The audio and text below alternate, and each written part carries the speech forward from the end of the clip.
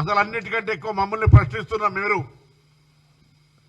ఇవాళ కాంగ్రెస్ పార్టీకి సంబంధించినటువంటి కొన్ని ప్రశ్నలను అడిగే సందర్భంలో మీరు ఈరోజు టీఆర్ఎస్ పార్టీ మాజీ ఎంపీ, టీఆర్ఎస్ పార్టీ బహిష్కృత నేత కవిత గారు అడుగుతున్నటువంటి ప్రశ్నలకు జవాబు చెప్పిన తర్వాతనే జూబ్లీహిల్స్ ఓటు అడిగేటువంటి హక్కును తీసుకోమని కోరుతా ఉన్నా.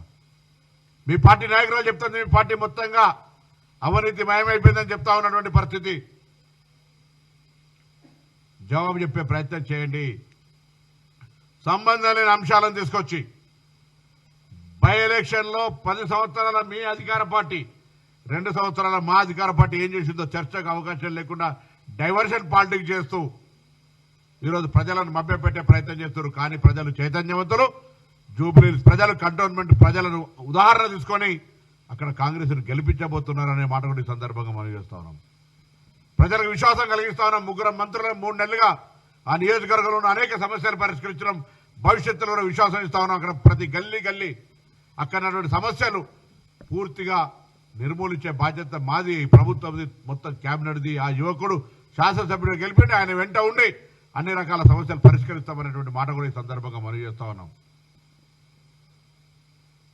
ఒక బలహీన వర్గాల అభ్యర్థికి ఇస్తే ఒకవైపు అందరూ కూడా సానుకూలంగా స్పందించి ఎస్సీ, ఎస్టీ, బీసీ మైనారిటీలంతా కూడా అక్కడ ప్రజలందరూ కూడా ఆయన పట్ల ఆశీర్వదిస్తుంటే క్యాండిడేట్ క్యారెక్టర్ను అసోసియేషన్ చేసే ప్రయత్నం జరుగుతూ ఉంది.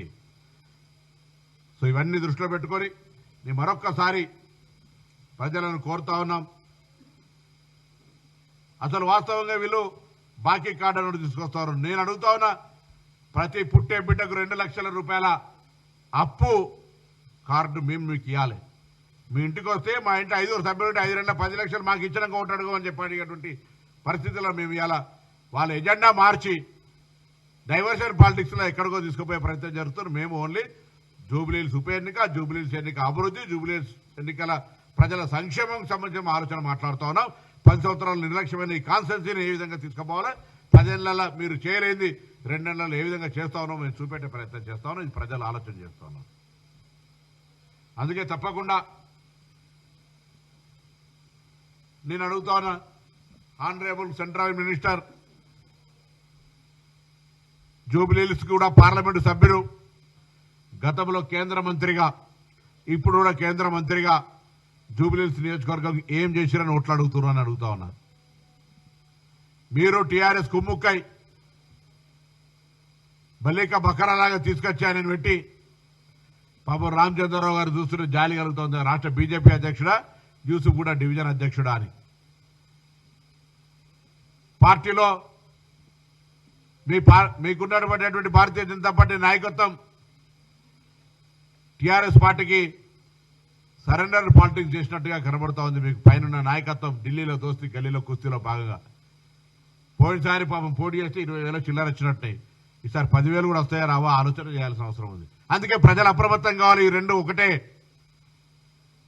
ఇవాళ గెలిచే హైదరాబాద్ అభివృద్ధి, జూబ్లీహిల్స్ అభివృద్ధి ఆకాంక్షించే అందరూ కూడా ఈ 2 పార్టీల అధికారంలో ఉండి ఈ నియోజకవర్గాన్ని నిర్లక్ష్యం, ఈ నియోజకవర్గ ప్రజల పట్ల అలక్ష్యం చేసింది కాబట్టే ఇవాళ ఇక్కడ కాంగ్రెస్ గెలిపించే విధానంగా ముందుకు పోతా ఉన్నారు.